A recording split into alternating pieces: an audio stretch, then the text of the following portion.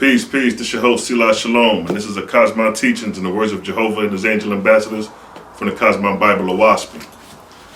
And again, I'm going to touch on another topic. And this topic is dealing again with the gods, these false gods. Because see, it is the gods that got you behaving the way you behaving. So if your God is angry and jealous, you're going to carry those same characteristics. If your God is hateful, you're going to carry those same characteristics. If your God is warlike, you're going to carry those same characteristics. If you follow law, statutes, and commandments, and it was given by God, you following those characteristics of that God based off the law, statutes, and commandments that God gave you. Just because God gave you law, statutes, and commandments doesn't mean that that's the right God. Now, in the Bible, you have the god Baal, you got Shemesh, Dagon, you got these other gods mentioned in the Bible. Now, if those are gods, those gods have to have law, statutes, and commandments as well. Keep in mind, when the Israelites went up into the land of Canaan to conquer the land of Canaan, those Canaanites had law, statutes, and commandments that they abided by based off the God of that land, being El or being Baal. So, with that being said, your God dictates your behavior. So if we address the God, we address the behavior. If we cut the head of the God, if it's false, we cut out the behavior and the characteristics that's affecting mortals. Now, first of all, like I've been saying for years, that God is not the creator, but God is a title, no different than a king bestowed on an angel, no different than a king is a title bestowed on a mortal. We clear on that. Now, Jehovah, or the creator, is not that. Jehovah, the creator, is ever present. You can't sit here and say, look, there go Jehovah. When you die and cross over, you can't sit there and say, look, there go Jehovah. It don't work like that. You're getting confused with what you've been taught by these gods, that God is a man. So when you die, you're expecting to see somebody on a throne talking about, I am the creator. Now, don't get me wrong. There is some truth to that, because God is a man and he does have a throne that he sits on. But what that God is not clearing up to you is that he is not the creator. Now, if that God proclaimed the creator, that God would be true before the creator, because that God is denying himself and admitting that I am a product of creation and that the creator is creation itself. Now, if that same God or another God says, I am the one who created heavens and earth and all this, and you looking at him like you looking at me, that should raise a red flag right there. Because the same capabilities he got, you got. So if he run that game on you and you fall for it, he got you hook, line, and sinker. Now think about all the people, all the Christians, the Muslims, the Hebrew Israelites, who believe that God is a man sitting in the kingdom on the throne. He got somebody on the right side of him. Or in some scriptures, there's no one besides me. So he's by himself, sitting on the kingdom, and he's telling you, your followers, I am he. I created the heavens and the earth. I am your God. Bow down and worship me. And if you bow down and worship that man, and you believe what he say, he got you hook, line, and sinker. But you won't question that because of his authority and his rank. You just came up in this motherfucker. And you think you're going to run shit? Nah, fall back. You ain't a boss yet. So that's how they chumping you off and playing you when you dealing with these false gods. Because all they doing is deceiving you to keep you in bondage so you could be a slave in a heavenly kingdom. You know what I mean? You're going to be building up pavements, building up for the God. You do 200 years of this labor and 200 years of that labor, then God will invite you to the banquet. You can come to the banquet and sit at the table with God after you serve 500 years of servitude. That's how these false gods work, and that's how they use you. That's why a lot of time when these false gods' kingdoms collapse is due to the deception that he's been playing on his followers for so long. And once they realize that they've been deceived, anarchy and riot breaks loose. All hell breaks loose. Just imagine you've been following somebody for 2,000 years and they telling you that I'm the creator and couldn't find out he lied to you. And you lost 2,000 years of advanced progression. You could have been progressing in the spiritual world. Let's make sense of that. Just imagine you in high school and your teacher in the 9th grade held you for 4 years telling you the 9th grade is the highest grade. Don't worry about nothing but the 9th grade. And then you spent 4 years in 9th grade and you couldn't find out that that teacher lied to you. In those 4 years, you could have been in the 10th grade, the 11th grade, 12th grade, and you could have been graduating on that 4th year, going into the college and universities. But how are you going to take out that vengeance on that teacher once you find out that he lied to you? You're going to want to tear his ass up. Now just multiply that by hundreds of thousands times 100,000. Millions of souls mad at one false God for lying them for 2,000 years. That's what a lot of y'all getting set up for. Because this false God in the Bible, claiming to be the Most High in the image of man, got you hook, line, and sinker. And when you cross over his spirit and you spend another 1,000 years thinking that he the creator, and then when you find out he ain't, and then you find out that damn niggas were trying to tell me this shit for the last 2,000 years and I ain't listened to him, that's when all hell breaks all gonna break loose. It's gonna be chaos in your mind first and then chaos to the person who did that to you. So with that being said, you have a true God and you have a false God. A true God is the rightful ruler, the one who sits on the throne, the one who was inaugurated into the throne by the higher archangels or the Etherian angels that are in service to the Creator. They come down and create the inauguration and do the initiation for the atmospheric ruler, the one who's going to be ruling the heavens of the earth of this planet. See that? All under the authority of the Creator, because they all give the glory to the Creator. That's how you know that they're true, because they're not putting the glory on themselves, but they're putting the glory on the Creator. Now the false gods, they initiate themselves in the kingdom. So just for example, before I go there, we got a president. There can only be one president. If any other person claims he's the president, we know he's going to be false, because we know Biden is the president. Trump was the president. Obama was the president. They was inaugurated. But if anybody was to claim to say, yo, I was the 48th president, I was the 47th president, I was the 45th president, and we can't see no track record, we know that they false. That's just an example of how a false God is. A false God is one who creates his own heavenly kingdom and gathers followers. Like they say, 1/3 of heaven left with Satan. Well, it's the same concept. 1/3 of heaven left with a false God and was convinced by the persuasive words of this false gods. And they believed them, just like they say, you know, if I can convince you and you believe me, I got you. So the false gods took 1/3 of heaven with him, while those that remained was steadfast to the true God through the Creator.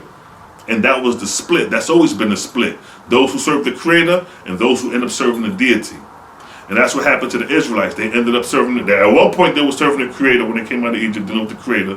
400 years after, they broke the peace policy. Now they worship in El and Baal and the Elohim of Canaan. So, so if you serve a false God, because if you serve God, that means life after death, you're going to be his servant. That's what they're not telling you. The God you serve is who you're going to be subjected to after death. So if you serve Jesus, you're going to be subjected to that concept or that heavenly kingdom of those who created that concept, life after death, you're going to be there. Same thing with the Muslims, same thing with the Buddhists, same thing with the Brahmins, same thing with the Chinese. All these got different gods, and all of them is floating after death to those gods that they worship. None of these are the Creator, but these are gods who thousands of years subdued the lower heavens and took over the ways of the Creator and created themselves as deities. And now for the last 2,000, 4,000 years, you've been worshiping these deities. And here we trying to break the cycle, and y'all looking at us like we crazy. How you gonna look at us like we crazy for telling you to come back to the Creator, leave these deities alone? And then we offer you challenges to show you in the text how these things took place. So with that being said, I'm gonna go to the book of Thor, son of Jehovah. Chapter 1, verse 11, it states, God said to Yethiah, I'm going to just scoot down to the point. Behold, in every great city on earth is there a false God or a false Lord, and he hath a small heavenly kingdom of his own, even on the earth.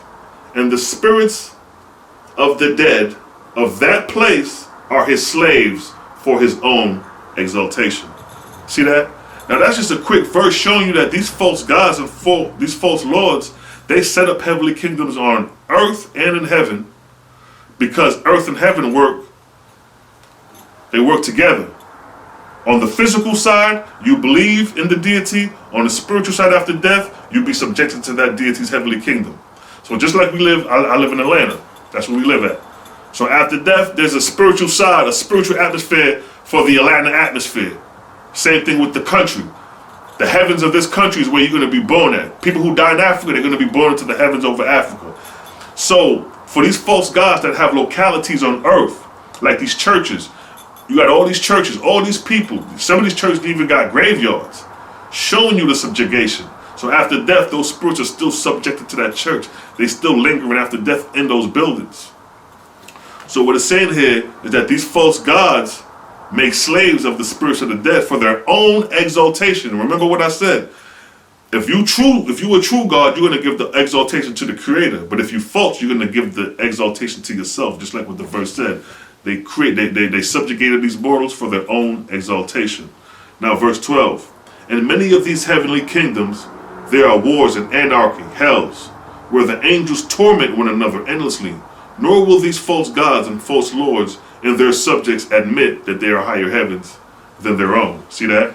So not only are they subjugating you, they're torturing you, beating you. No different than the torture we go through in America right here on the streets. You hear the shooting, you hear the killing, the kidnapping, the robbing, the drug dealing. It's a similar reality of that in the spirit world. And if you don't listen to follow instructions, if you break these laws, here come the punishment. So just like I said, just because your God got law, statutes, and commandments don't mean it come from the Creator. Every God got law, statutes, and commandments. Baal got one. Ashtaroth, the goddess, got one in Persia. So the Buddhist gods got, not the Buddhist, but the Hindu gods, they got law, statutes, and commandments. The Chinese gods got law, statutes, and commandments. You see what I'm saying? So just because your God got law, statutes, and commandments don't mean that it's necessarily righteous, correct, or coming from the Creator. Just using that as an example that there are other gods with law, statutes, and commandments. Now, verse 13. The spirits of the newly dead are captured and kept in ignorance of Jehovah and his vast creation, but are made to bow down in adoration and worship to the false Lord or false God. And these again, being in contiguity to mortals, inspire them to the same worship which fits them in the time of death to fall as slaves into the dominion of him whom they worship. See that? So like I said, the spirits of the dead are kept in ignorance. Because if I tell you that I'm the Creator, I got to keep you in ignorance of everything outside of my reality. Because if I let you go a little bit too much over there, you may discover something else over there that may spark curiosity. Like, I thought he said he was the Almighty. Why is there another God sitting on the throne over there? So I got to keep you away from that. I got to keep you within my district. I can't let you outside my kingdom. If you start snooping around, I got some soldiers that's going to bring you back and sit you down. That's the consequences of following these false gods. But when you serve the Creator, it's only education, freedom, education, freedom, education, freedom, and labor. The service done unto others to lift those beneath you up. It's going to be our job to lift up you false ones and those who follow these false gods. No different than we doing now. Trying to get you to get out the brainwash of these false gods. But being that it's coming through another book, another doctrine, in a format that you're not familiar with, you run from it because you're scared of real change. This is the real change. This is the revelation to come. The revelations from heaven to earth, revealing what took place in heaven thousands of years ago, leading up to why we in the conditions of what we in now. So verse 14, it says, the wars in heaven have inspired mortals to war on earth, so that all around the world everlasting battles are going on. So these heavenly wars inspired us to go to war on earth. So the wars you see going on earth, I'm talking about real wars, not no play, not no gang shit, but big wars, countries going against countries for possession and dominion and real estate. Those wars was inspired by the angels because they doing the same thing. And their influence is rubbing off on us through inspiration. And all this is the ways of the false God. So this is what I'm saying. The scriptures got you believing in God. In the beginning, God created the heavens and the earth. God is El. El is a deity. El is an angel. It already says that the sons of God are angels. So with that being said, you worshiping an angel from the beginning. In the beginning, God created the heavens and the earth. In the beginning, an angel created the heavens and the earth. That don't even sound right. Back to what I was saying earlier. Ain't no man standing in space talking about creating heaven. That's false before the Creator, and it's blasphemy before the Creator. Only the Creator, the ever-present. You see the vortex in motion. When you see that vortex in motion, that air gathering, gases to precipitate it in the center, that's the Creator's creation. That's how you observe creation. The same way we observe nature through the 4 seasons, we observe the Creator's creation. That's how we learn the Creator. You ain't nobody gonna come tap you on the shoulder and say, I'm the Creator, let me show you how this works. Let me show you how nature works, while being subjected to the creation he claimed to create. So wake up out of the doctrine of these false gods and come back to the Creator. And the best book to really understand is to get you in OAHSPE. Because I've been showing you for years, I've been calling out debates. Because the debates is really where you're gonna really see how sharp the sword really is, because you can't escape the questions that's going to be presented. And that goes for me as well. But we got a vast understanding when it comes to the spiritual system, the difference between God, Lord, God, and Lord. We have that. And the false Lord, gods, and Lords, we have that. And we're just trying to get you to understand for those who may be curious. But with that, I just wanted to just drop that little session about these false gods, because the God you serve is who you subjected to. If you serve the Creator, you're subjected to the Creator, and the Creator is freedom. The service done unto others is the ways of the Creator, while studying creation and learning. And with that, I'd like to say peace and blessings, and catch you on the next documentary. Shalom.